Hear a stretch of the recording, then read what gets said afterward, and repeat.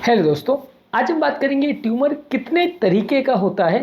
Sales के अलग अलग टाइप या हिस्टोपैथोलॉजिकल टाइप्स की बेसिस पे कितने तरीके के ट्यूमर्स हो सकते हैं, ये जानना और समझना काफ़ी हद तक ज़रूरी इसलिए क्योंकि ज़्यादातर लोगों को लगता है कि ट्यूमर मतलब ट्यूमर कहीं का भी ट्यूमर हो उसको ट्यूमर की कैटेगरी में ही वो लोग रखते हैं।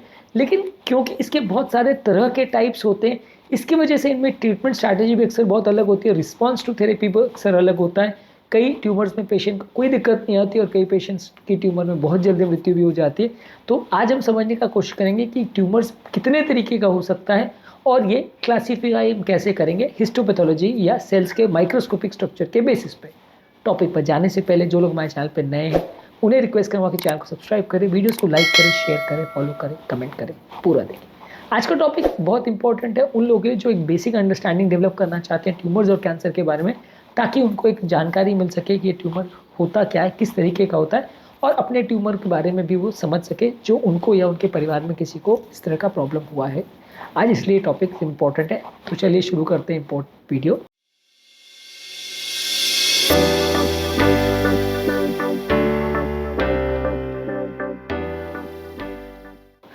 ट्यूमर अगर किसी ग्लैंडुलर टिश्यू से बना है तो उसे बोलते हैं एडिनोमा।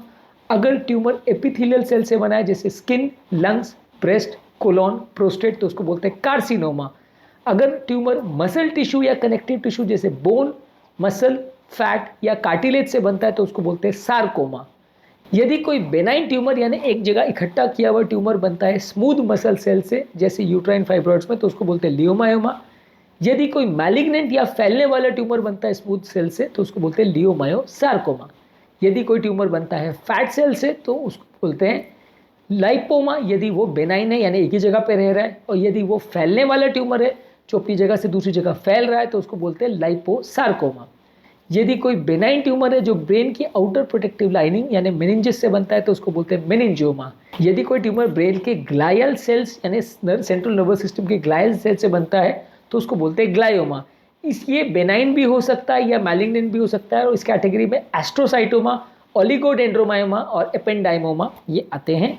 इसके अलावा यदि कोई ब्लड सेल से ओरिजिनेट करता है लिम्फेटिक सिस्टम के तो उसको बोलते हैं lymphoma, for example Hodgkin lymphoma.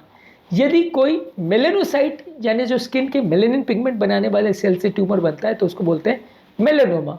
यदि कोई ट्यूमर बनता है कार्टिलेज सेल से तो बोलते हैं कॉन्ड्रोमा।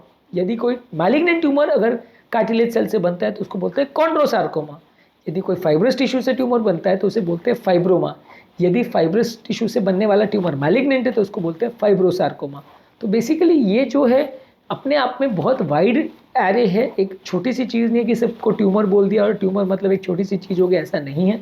बहुत सारे इसके सब टाइप्स हैं और हर एक टाइप का ट्रीटमेंट स्ट्रैटेजी अलग होता है, हर एक टाइप में दवाइयों का स्ट्रैटेजी अलग होता है, हर एक टाइप में रिस्पॉन्स टू थेरेपी अलग होता है। तो इसलिए ट्यूमर बोल देना एक छोटी सी चीज़ नहीं है, ट्यूमर एक बहुत सारी चीज़ों का मिश्रण है। आपके पर्टिकुलर केसेस में कौन सा टाइप का ट्यूमर है ये भी जानना ज़रूरी है और ये इस बात पर डिपेंड करता है कि कौन से सेल से वो बन रहा है, शरीर के कौन से कोशिकाओं से वो बन रहा है। इसलिए ये इन्फॉर्मेशन भी बहुत इंपॉर्टेंट है और यही कारण है कि जब कभी भी कोई ट्यूमर की जांच की जाती है तो उसमें डायरेक्टली ट्रीटमेंट नहीं स्टार्ट कर दिया जाता, उसको पहले पैथोलॉजिकल एनालिसिस की जाती है, उसमें देखा जाता है कि कौन से सेल्स हैं, कहाँ से वो आया है और उसके बेसिस पे दवाइयों का या ट्रीटमेंट स्ट्रैटेजी का निर्धारण होता है। इसके अलावा कैंसर और ट्यूमर से संबंधित क्या है बेस्ट स्ट्रैटेजीज, क्या है बेस्ट फूड, क्या है रिस्क फैक्टर्स, इस पर ऑलरेडी हमने सेपरेट वीडियोज़ किए, हमारे चैनल पर आप पूरा देख सकते हैं। उम्मीद करूँगा कि आज के टॉपिक में कुछ नई बातें जानने को मिली होगी। जो लोग हमारे चैनल पर नए हैं उन्हें रिक्वेस्ट करूँगा कि चैनल को सब्सक्राइब करें, वीडियोज़ को लाइक करें, शेयर करें, फॉलो करें, कमेंट करें, पूरा देखें।